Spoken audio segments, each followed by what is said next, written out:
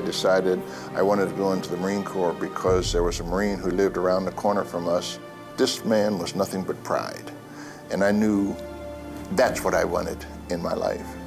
And at that time in my life and in the history of this country, blacks could not get in the Marine Corps.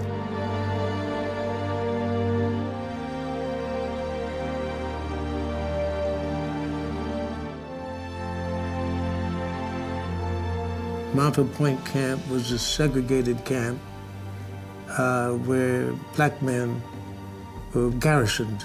Nobody ever heard of it, nobody ever knew about it, and nobody ever knew it existed.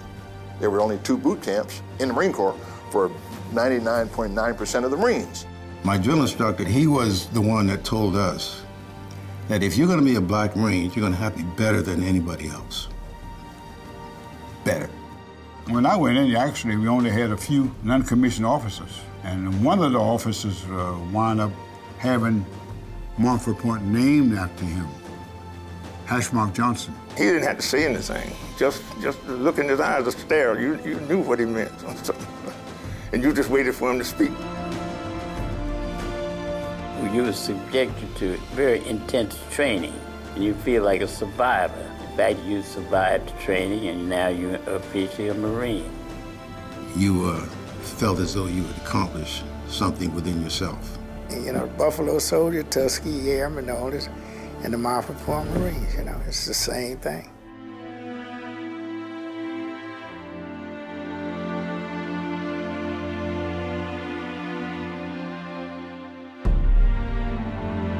We African Americans were demanding the right to be on the battle lines, to fight. We wanted to prove that we were just as good as the infantrymen as anybody else. I found myself as a corporal, and I took over a squad. We ended up on the island of Iwo Jima. I landed on D-Day, incidentally. So when we got to Iwo Jima, it was a city of ships. One of the most unbelievable sights you want to see. Like, all the landing crafts were going around in a circle, forming a line to come in waves to the beach. First of all, the waves, understand, that were coming in against the banks were ferocious and sometimes covered you up. That was in my mind. Would I ever see my brothers and sisters again there? They were just pitch black. When the Japanese fired their weapons, they get a good idea of where they were located. From out of that, there were 2 in my squad that earned both the Silver Star and the Bronze Star. It was still segregated up until the Korean War. Marine Corps was one of the first branches of the military to start to integrate. Now I was the only black in the outfit. At 31 Marines, only 1 black. Okay, they wouldn't say a word to me. So when we get to Incheon, now these guys now began to warm up to me because they realized that we depend on each other. Well, our lives depend on one taking care of the other. So we get to Chosin Reservoir, and the Chinese had cut us off completely. So now we got to get ourselves out of there. Now the worst part of that is it's 35 below zero. We ran out of food, ran out of water, ran out of ammo. My boot would literally froze to my foot. When my boot came off, part of my foot came off with it. So all my toes, my right foot are gone. The training I got at Montford Point saved my life.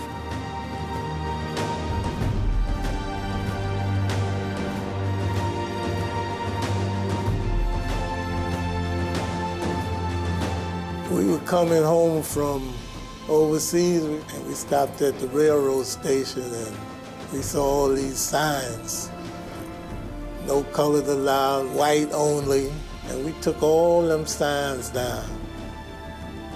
And we told them, we didn't go to war for the United States to come back to see this. I wasn't drafted. I volunteered to wear that uniform. And I respected the uniform, and I had hoped my fellow citizens would have respected it also, but that didn't necessarily happen. I have a friend who was on his way home after boot camp. He was sitting there having been passed over by 2 buses when suddenly a big burly white Marine came in. And he came over and he said, gee, I didn't realize that there were black folks in the Marine Corps now. He said, well, welcome. He said, how long have you been in? He asked him. And he said, by the way, why are you waiting over here? Why aren't you getting on the bus? And he said, every time the bus comes in, the white folks are put on first and I can't get on. With that, the white Marine called out, who's in charge of this bus station? And the manager of the bus station came over and he said, you see that Marine over there? He said, when the next bus comes out of here, I want to see his butt on one of those seats. This is 1943.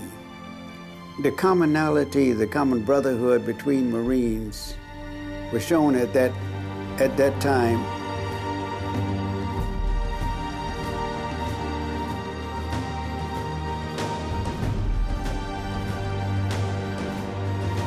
During World War II and afterwards, the highest rank that a black person could go was to that of 6th Striper sergeant in the military.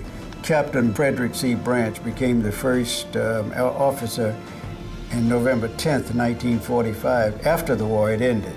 Then years later, we had warrant officers. Annie Grimes, she's the 3rd black woman to come in the Marine Corps.